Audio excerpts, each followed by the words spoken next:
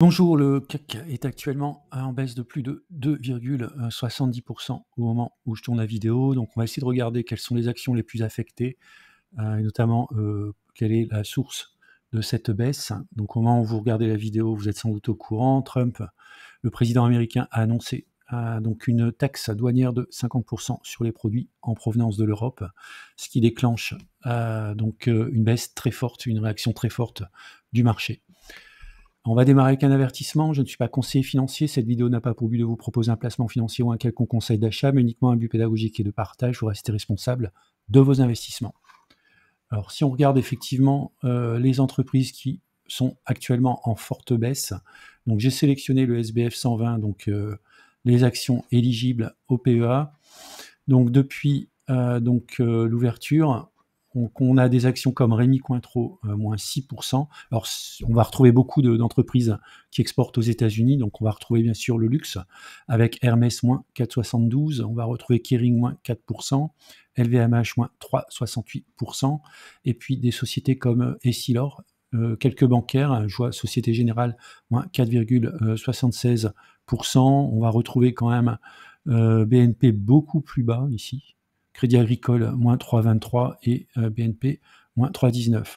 À noter que les sociétés qui sont dans les énergies sont relativement peu touchées par cette forte baisse, ce qui paraît assez logique.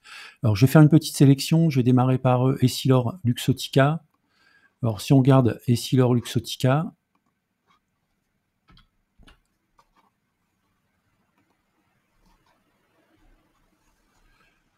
alors, on voit qu'il y a une très belle correction ici sur la fin de la semaine. Alors pour moi, c'est encore trop tôt pour rentrer. Ce qui m'intéresserait, c'est qu'elle descende encore pour aller chercher la zone ici des 236 €.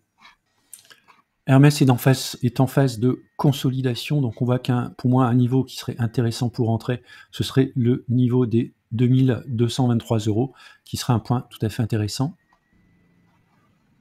Alors, Société Générale était quand même sur des points très très hauts. On est en phase de consolidation. Là, on a un premier point qui se situe dans la zone des 42-44 €.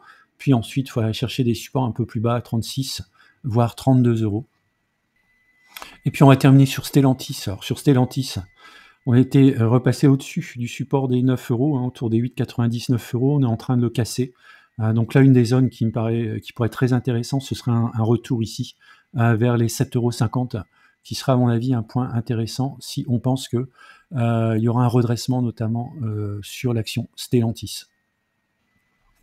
Voilà, puis on va terminer donc pour revenir sur le point essentiel, la chute qui est principalement liée au fait que le président américain a lancé une bombe tarifaire pour l'Europe.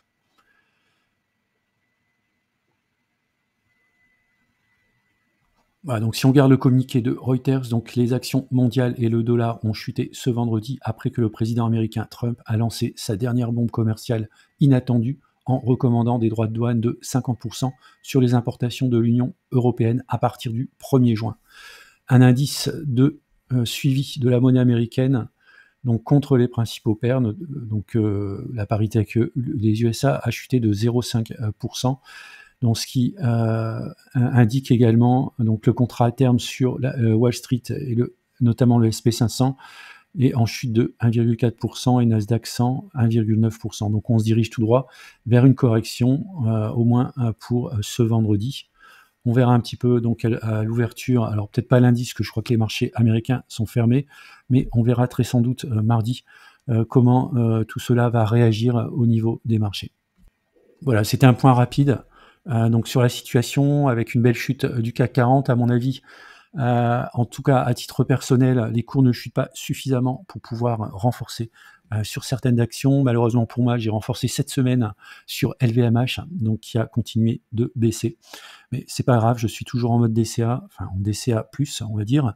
Sur LVMH, ma ligne n'est pas encore terminée. N'hésitez pas à mettre en commentaire si vous souhaitez, donc si vous également, vous avez profité de cette baisse pour renforcer. Et puis je vous dis à bientôt pour une prochaine vidéo.